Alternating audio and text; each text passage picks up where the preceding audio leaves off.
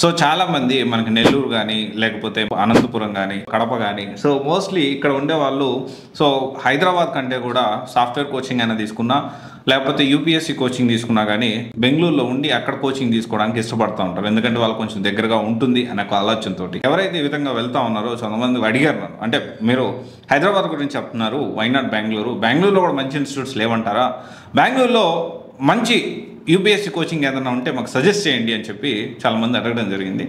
So దీనిలో భాగంగానే నేను రీసెర్చ్ చేసి already I have been to Bengaluru many times, చాలాసార్లు నేను బెంగళూరు వెళ్ళడం జరిగింది. అక్కడ ఇన్స్టిట్యూషన్స్ అన్నీ తిరిగి ఇన్ఫర్మేషన్ గ్యాదర్ చేయడం జరిగింది. దానికి సంబంధించిన ఇన్ఫర్మేషన్ కూడా మన ఛానల్లో నేను పెట్టడం జరిగింది. అయితే ఇప్పుడు బెంగళూరులో 2025లో బెస్ట్ యూపీఎస్సీ కోచింగ్ సెంటర్ ఏది అని మనం మాట్లాడుకుంటే లెగసీ ఐఏఎస్. ఎందుకని లెగసీ ఐఏఎస్కి మీరు బెస్ట్ ఆర్ మనం ఈ ఇయర్ 2025లో టాప్ పర్ఫార్మర్గా సివైసీ నుంచి మనం ఎందుకని లెగసీ ఐఏఎస్ని మనము చెప్తా ఉన్నాము. అయితే ఇక్కడ రైట్ ఫ్రమ్ బేసిక్ జనరల్గా చాలా మంది ఒక యూపీఎస్సీ కోచింగ్ అనగానే చాలా వరకు ఏం చేస్తారు, యూపీఎస్సీ ప్రిలిమ్స్ దగ్గర ఒక దగ్గర, టెస్ట్ సిరీస్ ఒక దగ్గర, అండ్ తర్వాత వచ్చేసి మెయిన్స్ ఆన్సర్ రైటింగ్ ఒక దగ్గర, ఇలా రకరకాలుగా అన్ని చాలా ఇన్స్టిట్యూట్స్ అని తిరుగుతూ ఉంటారు.